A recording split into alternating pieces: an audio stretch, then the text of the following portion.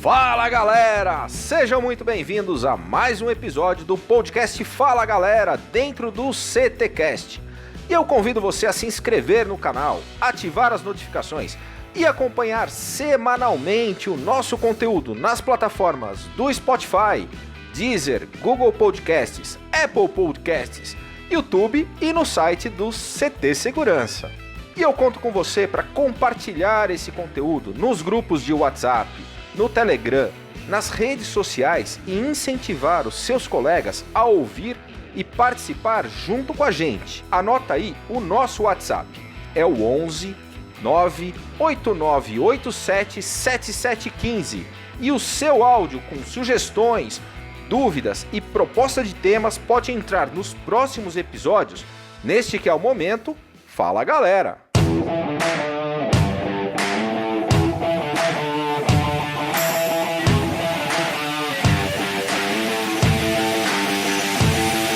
Fala galera! Aqui é o Alexandre Rodrigues do canal Papo Segurança. Olha, falar da Camila é muito fácil, porque é perceptível olhar para ela e saber que ela tem várias qualidades. Está envolvida na tecnologia, sabe o que é marketing, sabe o que é vender o peixe. Estar perto de uma pessoa como ela significa estar diante do futuro. Então, Camila, sucesso, acredito no que você faz e acredito muito mais ainda o que você consegue ser relevante para o nosso mercado. Falar da Camila é muito simples.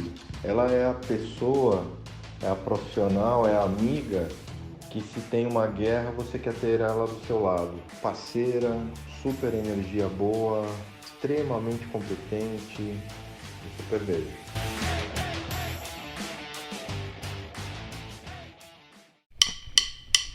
Com o patrocínio da X-Cabos Distribuidora, da Ogen Tecnologias Israelenses Inovadoras, da ParkSeg Treinamentos e da Techboard Latam, começa agora mais um episódio do CTcast.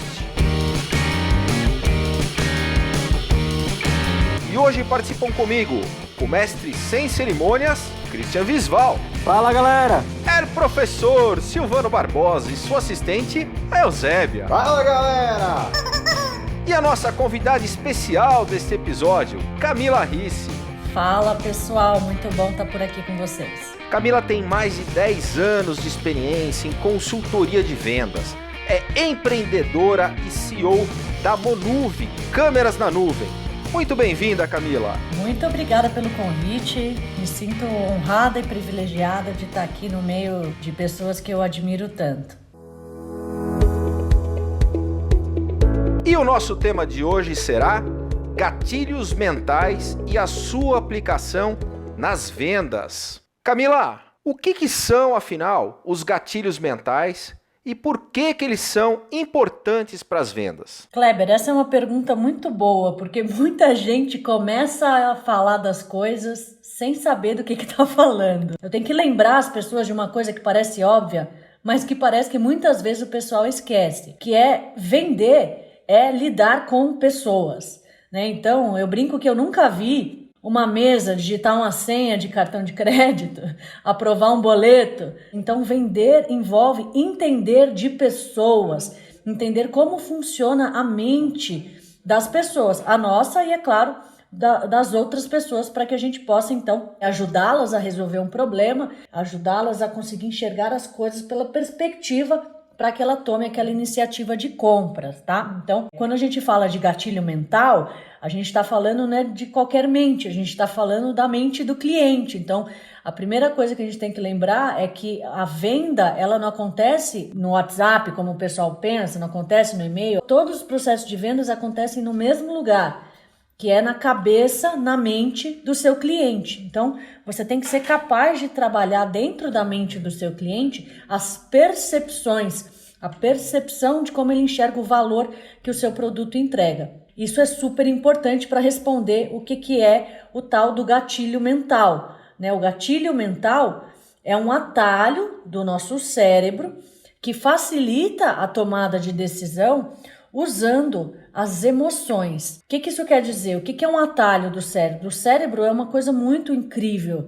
A gente toma mais de 75 mil decisões por dia e 95% dessas decisões são inconscientes, ou seja, a gente não fica ponderando se a gente deveria ou não fazer aquilo, porque justamente ele é tão perfeito que ele está buscando o tempo inteiro formas de economizar energia. Senão a gente ficaria absolutamente esgotado, né? Exatamente. O gatilho mental, então, é esse atalho, é algo que ajuda o seu cérebro a economizar energia. E o seu cérebro adora isso. Então, quando a gente usa um gatilho mental, ele vai consumir aquele gatilho com gosto, porque vai fazer com que você tome aquela decisão de forma muito mais intuitiva, como eu disse aqui, usando as emoções. O que isso quer dizer? Sem você precisar ficar ponderando muito as suas decisões. E é claro que existe um trabalho aí de planejamento comercial importante, né? De você entender o produto, as variáveis, os atributos, os benefícios. Mas a verdade é que se você não aprende a trabalhar a mente do cliente, na mente do cliente essas informações, elas são inúteis. Você pode colocar numa planilha. Você tem um concorrente, você coloca lá 50 coisas porque você é muito melhor que o teu concorrente e ainda assim o cara não compra o teu produto. Por quê? Porque você não teve uma conexão emocional, a pessoa não usou a emoção para tomar aquela decisão. E 95% das decisões que a gente toma são inconscientes, ou seja, usam as emoções. Então o gatilho mental vai te ajudar justamente nisso. Vai te ajudar a fazer com que o seu cliente ative aquela zona do cérebro que faz com que ele tome uma decisão de forma mais intuitiva, sem a necessidade de ficar ponderando. Então vai ajudar ao seu cliente dizer o sim, tomar uma ação de compra de forma mais rápida do que se você não usasse o gatilho mental. É bem poderoso para vendas, então, o gatilho mental, como eu acho que já deu para ver, né? Camila, deixa eu fazer uma ponderação aqui. Por que é fácil para um personal, por exemplo, influenciar uma pessoa a ela tomar conta do próprio corpo, fazer exercício? Porque ele faz isso, faz parte da rotina dele, do dia a dia dele, ele não precisa ser convencido disso, né? Quando a gente fala a respeito desse aprendizado, começa a aprender uma nova atitude, uma nova função, uma nova tarefa, uma forma de executar qualquer coisa. Por exemplo, eu não sei que eu preciso aprender tal coisa, eu sou um incompetente inconsciente, porque nem entrou no meu campo mental que eu preciso aprender aquilo. Quando eu percebo que eu preciso aprender e eu começo a estudar aquilo, começo a exercitar, eu percebo que eu sou um incompetente consciente. Né? Eu já sei que eu sou incompetente com relação àquilo que estou aprendendo. Quando eu começo a fazer aquilo e aquilo começa a entrar dentro do meu campo de conhecimento, eu sou um competente consciente. Ou seja, eu já aprendi a fazer aquilo, mas ainda está muito na mecânica, eu ainda tenho que me lembrar de como fazer aquilo. Quando aquilo começa a entrar na minha repetição automática, eu passo a ser um competente inconsciente. Eu consigo fazer aquilo com qualidade, executar minha tarefa bem executada, sem ter a necessidade daquele mecânico de ficar me lembrando das coisas. Aprender a dirigir, né? Exatamente, Cristian, exatamente. Quando eu aprendo a dirigir, né, eu me torno um competente inconsciente.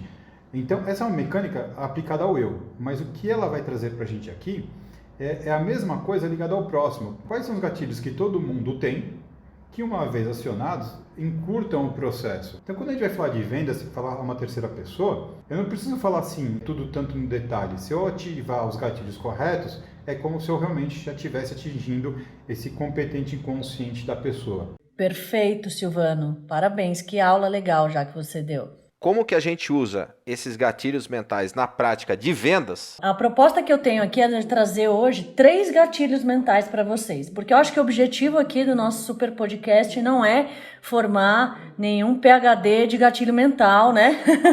É o pessoal de fato usar na prática. Então, mais importante do que ter uma cacetada de gatilhos mentais que vai ser tanta coisa que ninguém vai usar, eu vou trazer 3 que eu garanto que pelo menos um, quem assistir esse episódio, já no mesmo dia, não é nem no dia seguinte, já vai conseguir aplicar e nunca mais vai fazer uma comunicação, seja verbal, seja por e-mail, seja no WhatsApp, da mesma forma. Os 3 gatilhos que eu vou trazer para vocês, vou começar com o meu predileto. É o gatilho mental que o pessoal usa muito na tal da Black Friday. Lá nos Estados Unidos o pessoal faz fila e se acotovela para aproveitar aquele único dia do ano, aquela única sexta-feira do ano em que as condições são imperdíveis.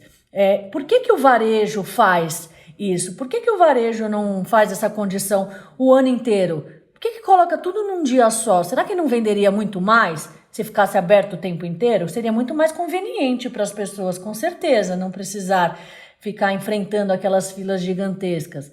Então, por que será que eles fazem isso? Vocês acham que o varejo vende mais graças à existência da Black Friday? Ou se fosse todos os dias, venderia muito mais, ao invés de concentrar tudo num dia só? Vocês têm alguma opinião sobre isso? Bom, eu tenho algumas, na real, aí baseado até no Black Friday americano, que você tem um dia que você tem uma isenção de imposto, né? Então, aí realmente faz muito sentido você ter um desconto para esse dia e as pessoas correm para comprar produtos com descontos em um único dia. Essas filas fazem o movimento de se eu não comprar hoje, eu perdi a chance. Exatamente. E você usou uma palavra, Christian, incrível. É a palavra mais importante desse gatilho que eu estou falando. A palavra perder. Perdi a chance. Entendendo a mente humana, a gente entende que o medo da perda é muito mais forte do que o desejo de ganhar. Quando você tem o medo de perder alguma coisa, você move as pessoas para uma ação, você tira as pessoas da zona de conforto, você faz com que elas façam alguma coisa muito mais do que se você colocar o desejo de ganhar, tá? Então, esse medo da perda, o gatilho mental que trabalha esse medo da perda, esse viés cognitivo que a gente tem, é um gatilho que se chama escassez. Então, esse gatilho de escassez, a gente vai trabalhar justamente essa coisa da natureza humana, do medo de perder. E sempre que eu falo de escassez, sempre tem alguém que fala assim, não, mas isso aí é pra gente mente fraca. Eu sou imune a esse tipo de coisa. Mas que a verdade é que, amigo, você tá ouvindo a gente aqui esse papo hoje. Você é humano. Gatilhos mentais existem na sua mente também. Entre eles, o gatilho da escassez. Então, mas isso é muito legal no Black Friday americano, que realmente... Mas você quer ver como que a gente pode usar nos nossos negócios, não só na Black Friday aqui? Tem vários tipos de escassez que você pode aplicar. Escassez de quantidade, por exemplo. Então, você pode colocar condições especiais, por exemplo, apenas para os 10 primeiros. Quem for os 10 primeiros vai ter uma condição especial. Opa, vou correr para ser os 10 primeiros, não vou deixar porque não quero ser o último. Ou o contrário. Restam apenas 5 vagas. Estou fazendo um curso, estou promovendo um evento, estou vendendo um produto, uma condição especial, um pacote promocional. Então, você deixar claro que tem vagas limitadas e que restam apenas 5 vagas. O pessoal que vende produto, o pessoal que vende equipamento, enquanto durarem os estoques, né? Pessoal que trabalha com evento, quem nunca viu os lotes de ingressos, mudança de lote, então tudo isso ativa o viés cognitivo da escassez, o nosso medo de perder aquela oportunidade e faz com que a gente tome uma ação que a gente talvez não tomaria sem essa informação. Quer ver outra coisa legal da escassez? Fazer as pessoas se sentirem importantes, cara. Olha como isso é incrível para vendas.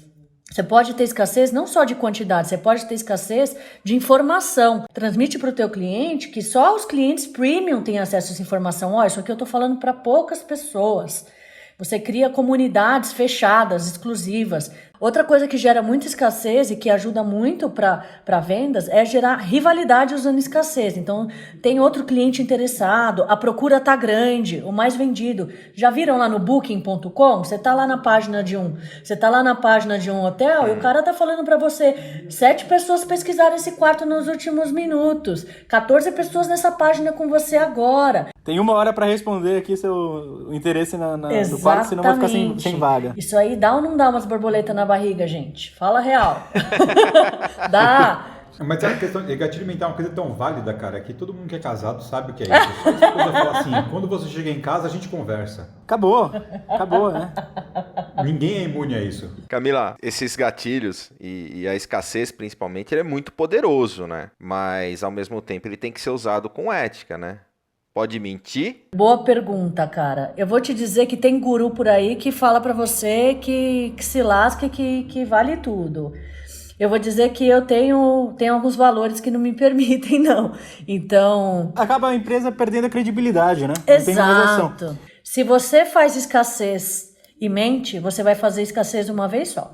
Você vai perder a sua credibilidade. Agora, ao menos que você esteja no mercado para lançar um produto e mudar para o Japão, lançar um serviço e morrer no dia seguinte, eu não recomendo que você faça isso. Eu recomendo realmente que você cuide da sua marca, cuide da sua marca pessoal, da marca do seu negócio, que você não faça falsa escassez, que você use a estratégia de escassez real. Então, na Monuvi, a gente faz muitos lançamentos, muitas campanhas, que a gente, de fato, faz conta, chega numa condição super especial, mas que a gente faz lotes limitados daquele pacote, e é limitado mesmo, não é 50, não é 51, não é 52, e não tem jeitinho, não. E, inclusive, você fazer escassez real vai te potencializar a sua próxima campanha de escassez, porque quem achou que era papo furado e que ia conseguir dar jeitinho e não conseguir, na próxima vai levar muito mais a sério. Muito legal isso. Então, porque tem um outro lado dessa história, né, Camila? Porque o que acontece? Quando o cara pega, por exemplo, eu vejo isso muito em alguns cursos, né, no mundo virtual.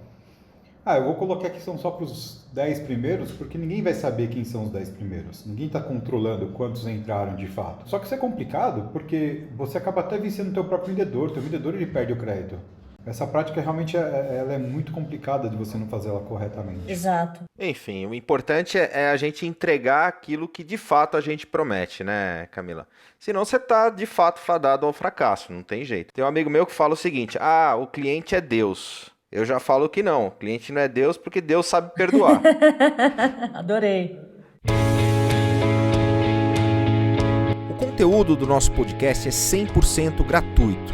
E para continuarmos essa missão, contamos com pessoas como você.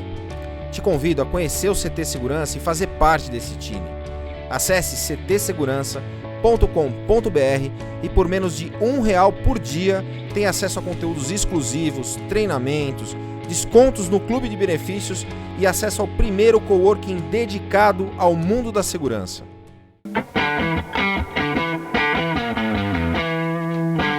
Mergulhando no conhecimento.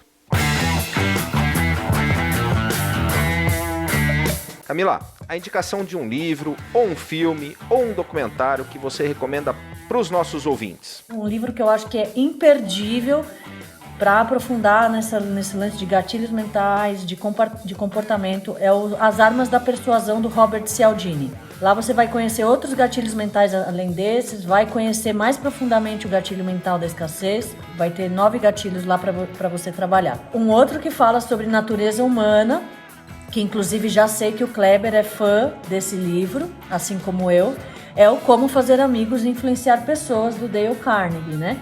É um livro... velho clássico, né? É um clássico, um livro assim que, cara, se você realmente está nessa jornada aqui desse mundo para se relacionar com outras pessoas, você não vai virar um bot e só vai falar de linguagem de máquina, você está afim de ser uma pessoa melhor, de se relacionar melhor, de influenciar outras pessoas para o bem, de vender mais, na boa, você não pode deixar de ler esse livro, Como Fazer Amigos e Influenciar Pessoas.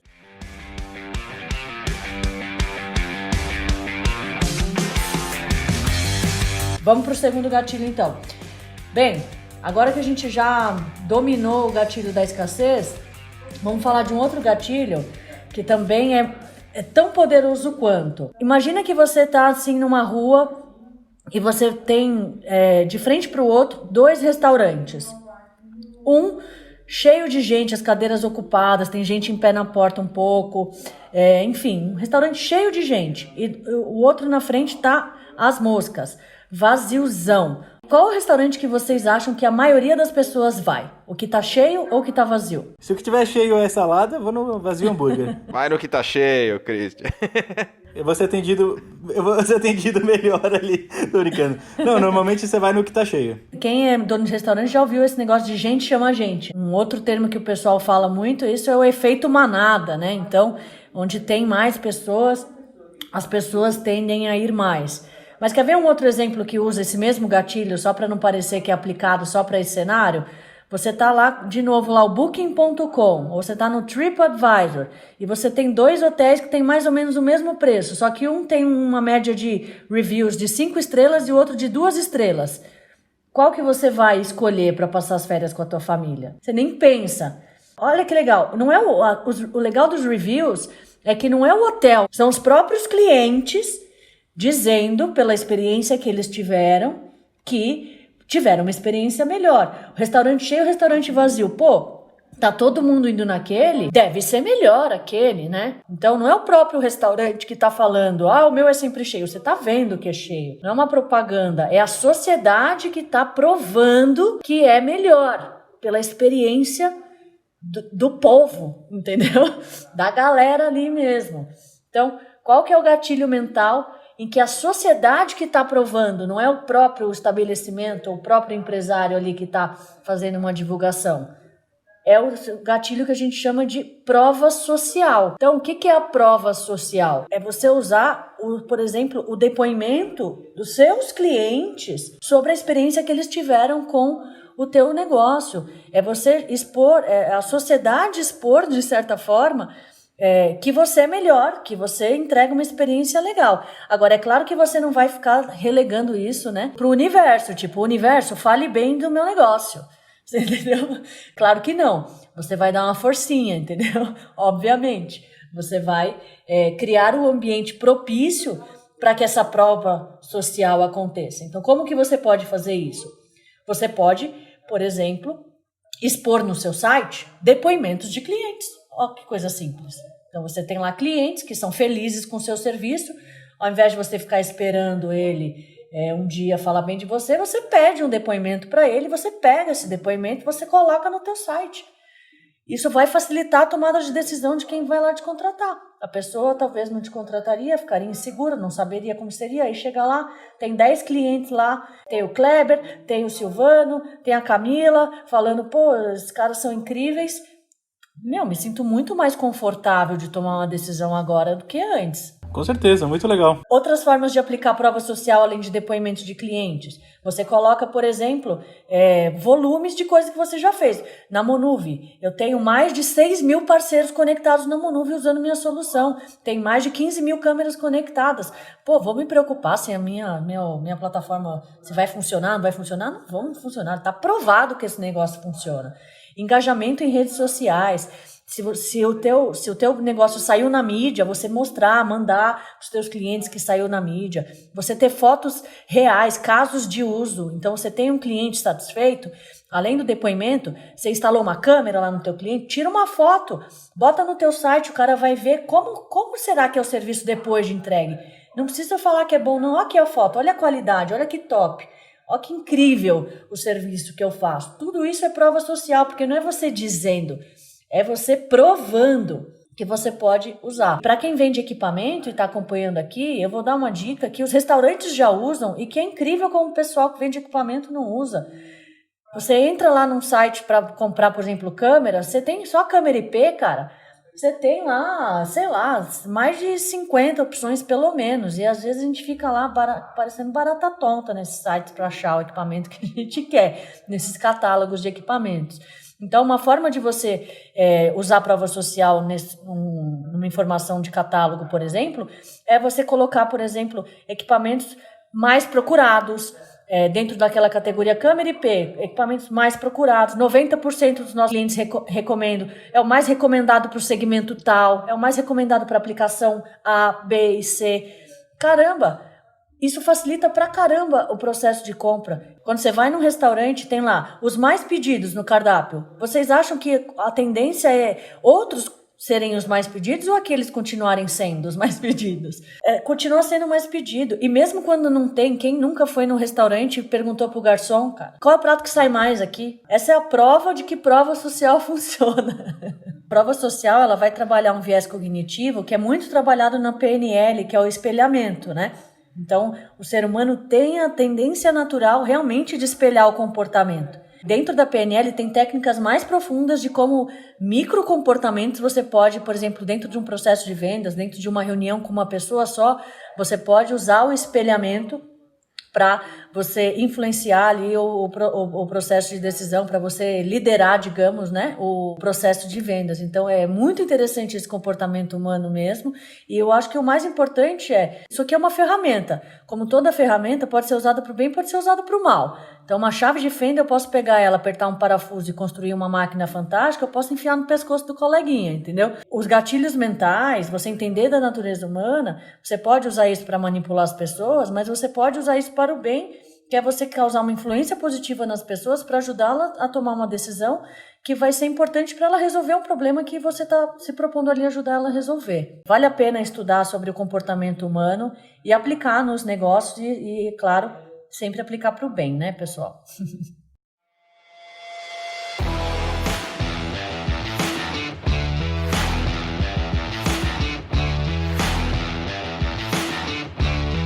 Momento Passo do Gigante.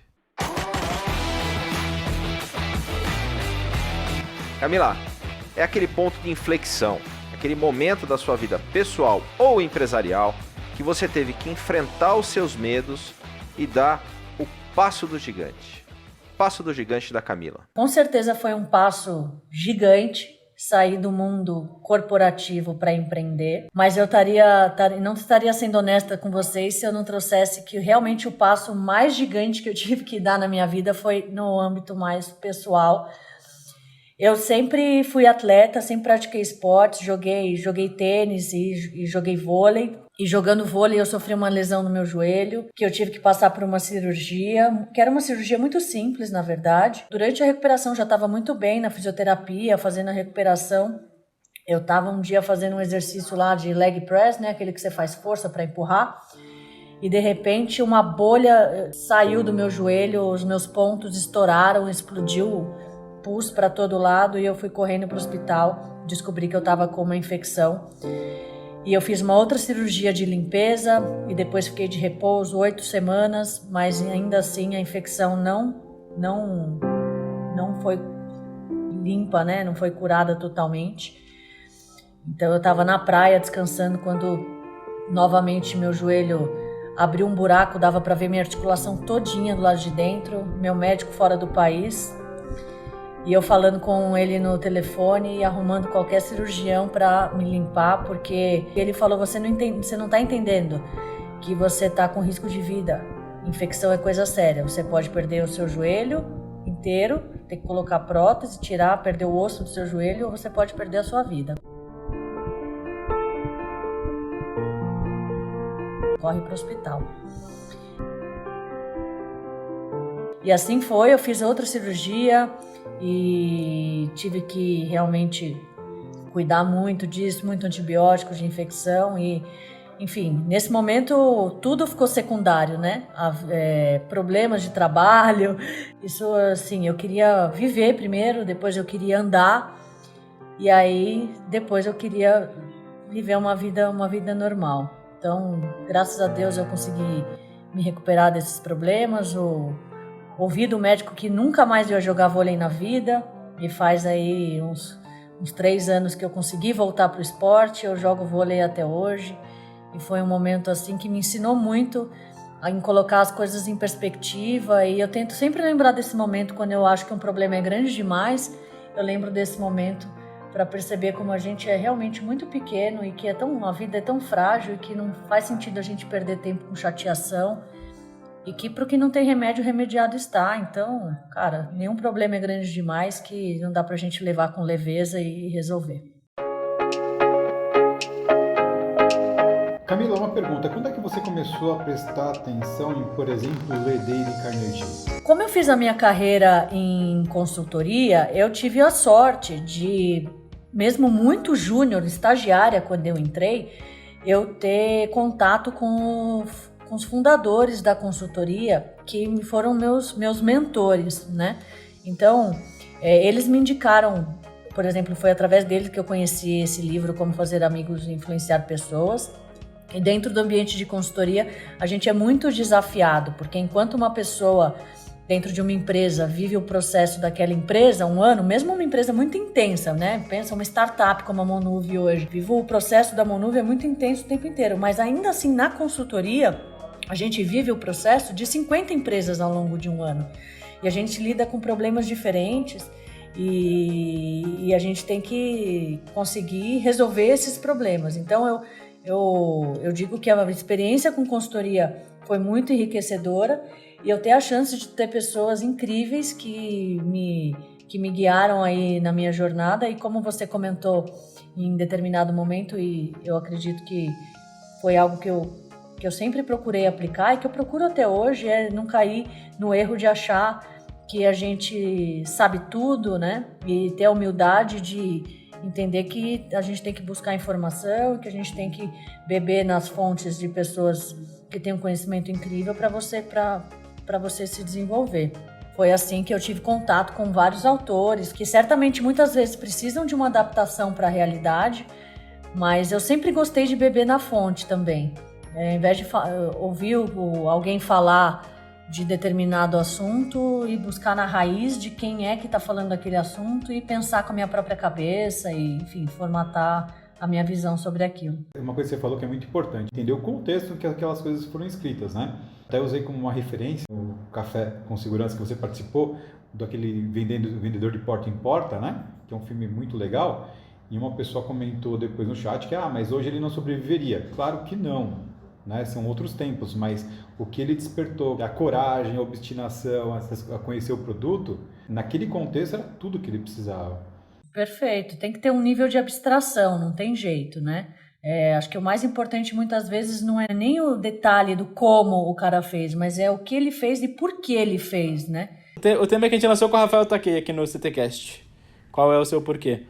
Mas vamos lá para o terceiro gatilho. O terceiro gatilho, muita gente já usa, mas poderia usar muito, muito mais. Galera, tem uma série de comerciais na televisão que são meio ridículos, assim. Mas são ótimos exemplos para esse gatilho. Vocês já viram aquele comercial? É que é tão ridículo que é difícil falar sem rir, mas aquele comercial que o cara chega... Eu já tô rindo antes dela falar. O cara chega assim, olá, eu sou um expert. E aqui a pasta de dente, a escova de dente, melhor. Sabe esse comercial? Uhum. O cara fala, assim, é muito...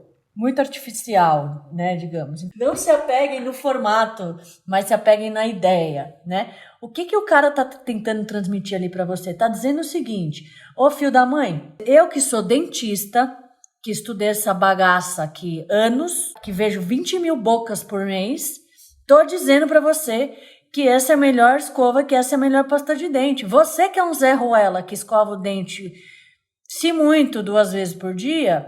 não vai conseguir ter um critério de decisão de qual é a melhor pasta de dente melhor do que eu, caramba. O cara tá se posicionando ali como um especialista naquilo e é claro que ele, obviamente, né, não tá falando dessa forma para você, mas vamos dizer que eu sou o seu cérebro traduzindo ali como que você tá traduzindo aquela mensagem. Quando você vê por exemplo, uma chamada lá no YouTube, um vídeo que tá assim, a melhor câmera para youtubers, e tem uma foto do Whindersson Nunes falando que aquela é a melhor câmera.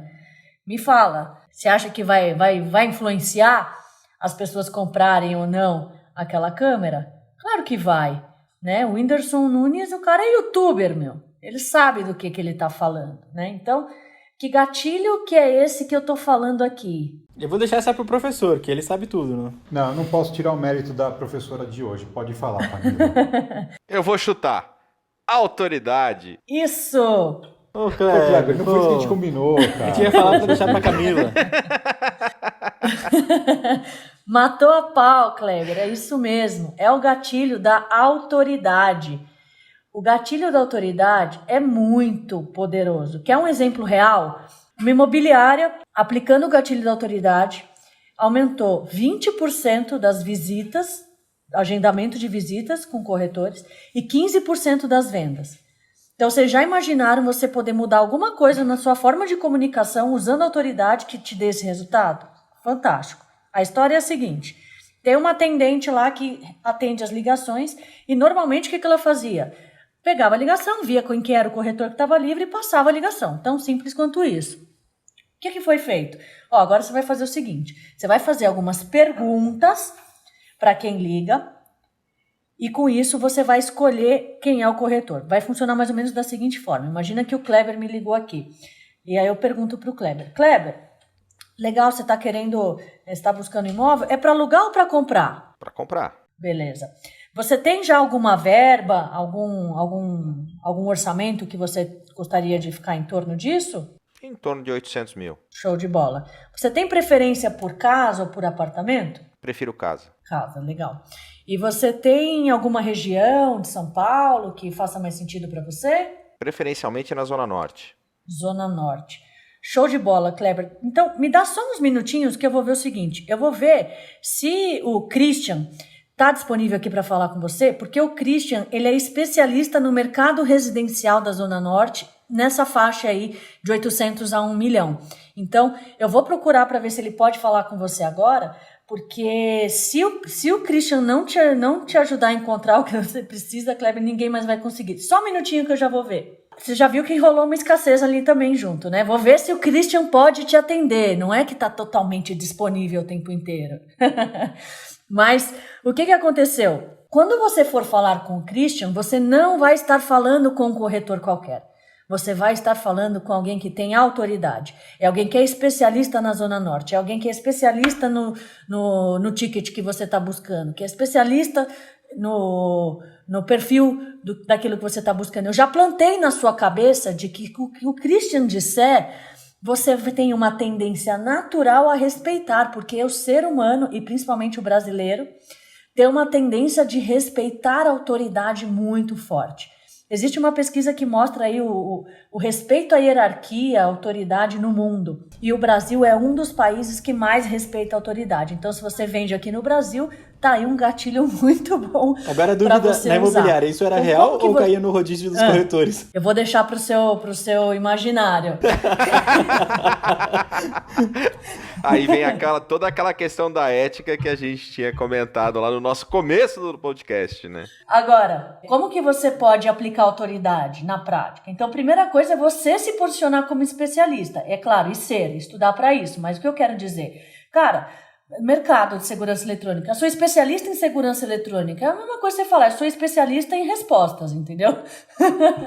Assim, é muito abrangente. Então, pega o que você faz, entende qual é o nicho realmente que você trabalha. Então, eu sou especialista nesse segmento, nesse tipo de problema, nesse tipo de qualquer coisa, mas se posiciona como especialista e bate nisso o tempo inteiro. Bate lá no seu LinkedIn, que eu falo bastante sobre isso, bate nisso no site do teu negócio, coloca na sua assinatura de e-mail, seja consistente nessa tecla de se posicionar como especialista naquilo. Coisas que geram um sentimento de autoridade. Exibir registro de classe, CREA, né?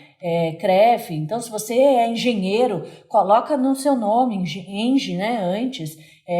Isso tudo aumenta aquele sentimento de autoridade.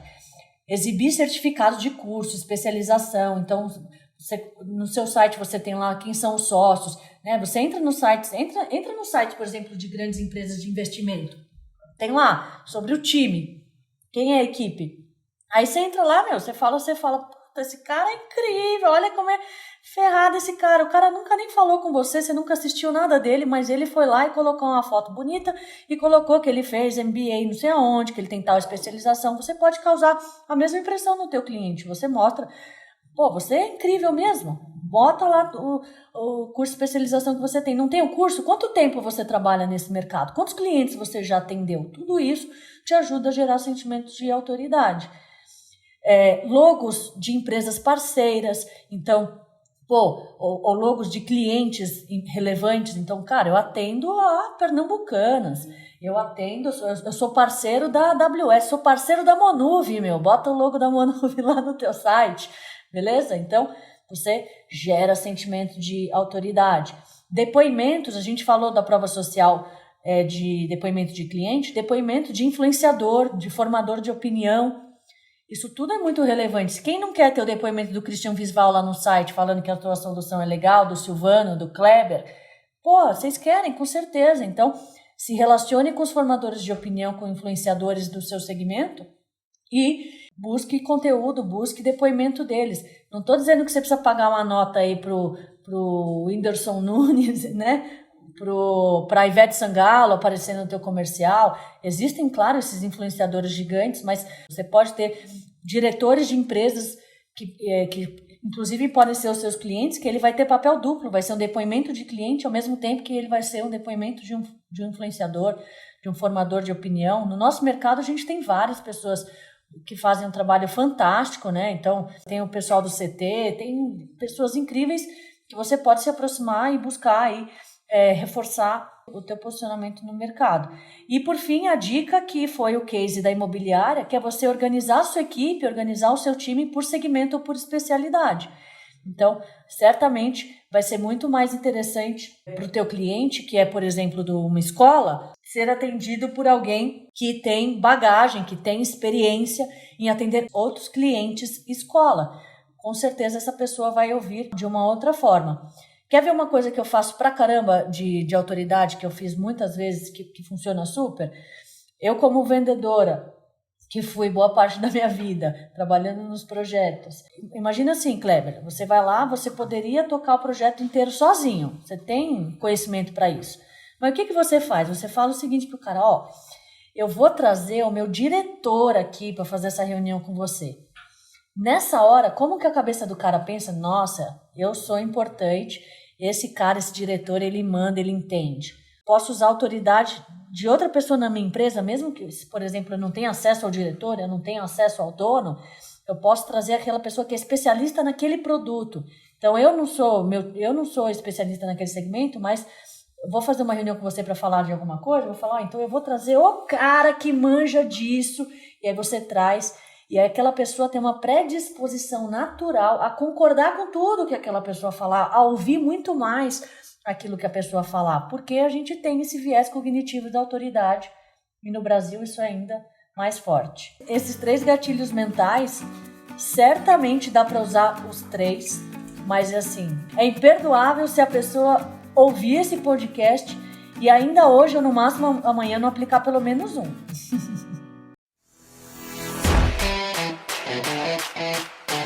Mergulhando de cabeça.